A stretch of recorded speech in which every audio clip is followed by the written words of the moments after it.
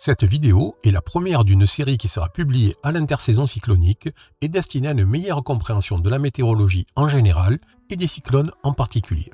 Dans celle-ci, je vais aborder le seul élément invariable, ou presque, de la météorologie, quelle que soit son échelle. Il est à la base de quasiment toutes les interactions physiques dans la météorologie, et sans lui, notre climat et la météo locale ne seraient pas du tout ce qu'ils sont, à supposer que l'on puisse exister dans un tel environnement.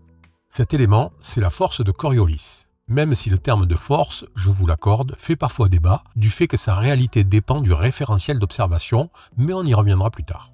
La force de Coriolis, tout le monde en a plus ou moins entendu parler, parfois même pour de mauvaises raisons d'ailleurs. Parce que non, ce n'est pas la force de Coriolis qui provoque l'effet siphon dans un évier. Elle est ce que l'on appelle une force inertielle, dont les causes sont la rotation de la Terre, mais aussi sa forme sphérique, ou presque on va dire. Et oui, si la Terre était plate et n'était pas en rotation, il n'y aurait pas de force de Coriolis, donc pas de cyclone. Et aucune des théories loufoques liées à HAARP ou autres dingueries n'y changerait rien.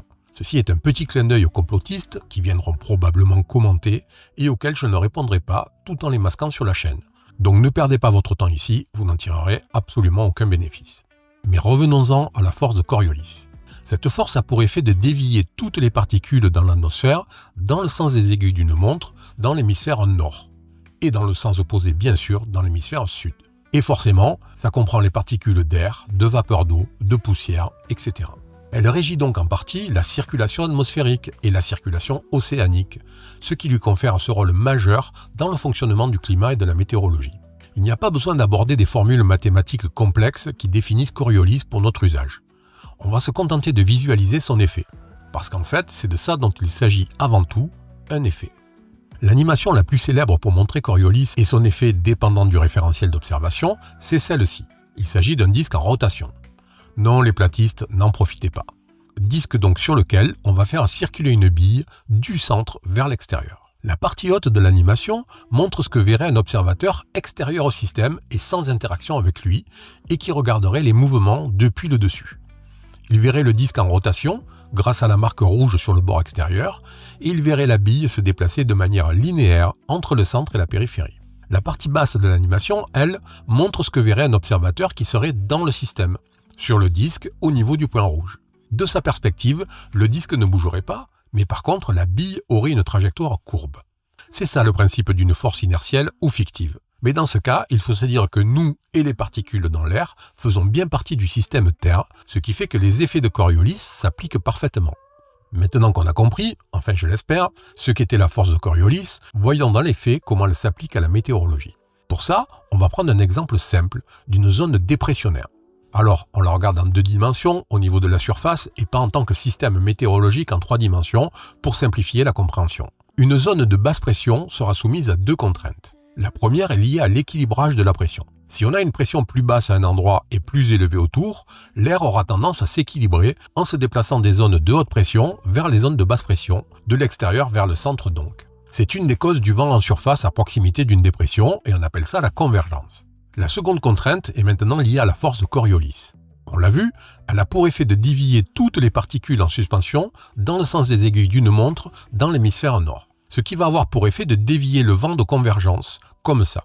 Une particule d'air se déplaçant vers le centre de la dépression aura donc une trajectoire contrainte par Coriolis et aura tendance à se déplacer vers sa droite. Lorsqu'on revient à un plan plus large, avec 4 axes de convergence, on voit très bien que ces 2 forces vont faire que la zone de basse pression va tourner autour de son centre dans le sens inverse des aiguilles d'une montre, dans l'hémisphère nord bien entendu. Vous comprenez maintenant à quel point la force de Coriolis est majeure dans l'existence des cyclones, qui ne sont en fait que des dépressions très intenses. Pour les anticyclones, vous vous en doutez bien, c'est la même chose, mais inversée.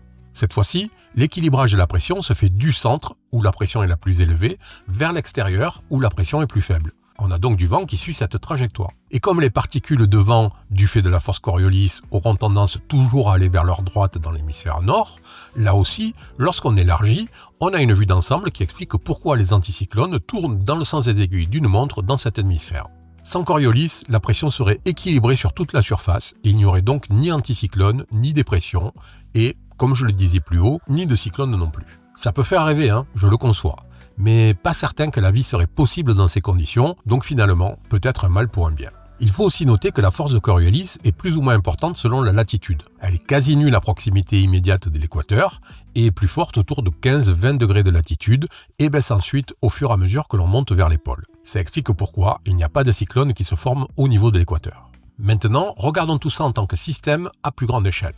Coriolis met donc en rotation les zones de basse et de haute pression dans l'atmosphère. Lorsque deux de ces zones sont côte à côte, on a un couloir de vent qui se crée du fait de ces sens de rotation. Et plus les pressions sont différentes et plus ces zones sont proches, plus le vent est fort. C'est ce que l'on appelle le gradient de pression. Voyons enfin maintenant comment Coriolis impacte cette fois-ci la trajectoire des cyclones. Un cyclone est poussé tout d'abord par les vents présents dans la basse couche de l'atmosphère. C'est ce que l'on appelle les vents directeurs. Dans l'Atlantique tropical, il s'agit des alizés, qui circulent essentiellement d'est en ouest, du fait de la rotation de la Terre là aussi. Un cyclone aura donc une tendance naturelle à se déplacer vers l'ouest dans la région de développement majeur. Si on imagine ce cyclone comme un système homogène en tant que tel, on peut aussi lui appliquer la force de Coriolis. Et comme on l'a vu, elle consiste à dévier une particule, ici en l'occurrence un ensemble de particules formant un système, vers sa droite. Voilà pourquoi, dans la région de développement majeur atlantique, les cyclones se déplaceront vers l'ouest et auront tendance à aller sur la droite de leur trajectoire du fait de la force de Coriolis. Au-delà de ces deux éléments qui constituent la base théorique de la trajectoire d'un cyclone, il y a aussi, on l'a vu plus tôt, l'interaction entre deux masses de pression différentes qui augmentera la force du vent et modifiera aussi sa direction en fonction de la zone de cette interaction. C'est pourquoi le troisième élément et le plus conjoncturel de la trajectoire d'un cyclone est la présence ou non d'une zone de haute pression à proximité. Mais ça fera l'objet d'une future vidéo. Vous savez désormais ce qu'est la force de Coriolis et comment elle influe à petite échelle mais aussi à très grande échelle sur la météorologie et donc sur les cyclones. Bien entendu, il s'agit d'une vidéo de vulgarisation qui utilise des raccourcis parfois importants afin que ça reste compréhensible pour une majorité de personnes. Les interactions sont en réalité plus nombreuses et bien plus complexes, ce qui rend d'ailleurs la prévision météorologique aussi compliquée et souvent incertaine. Mais il était important de commencer par les bases pour mieux comprendre plus tard pourquoi les cyclones se forment et comment ils évoluent et se dissipent. Les prochaines vidéos de cette série aborderont les sujets essentiels du fonctionnement météorologique sur la planète afin de pouvoir avancer au fur et à mesure dans la compréhension de la genèse cyclonique et de sa prévision.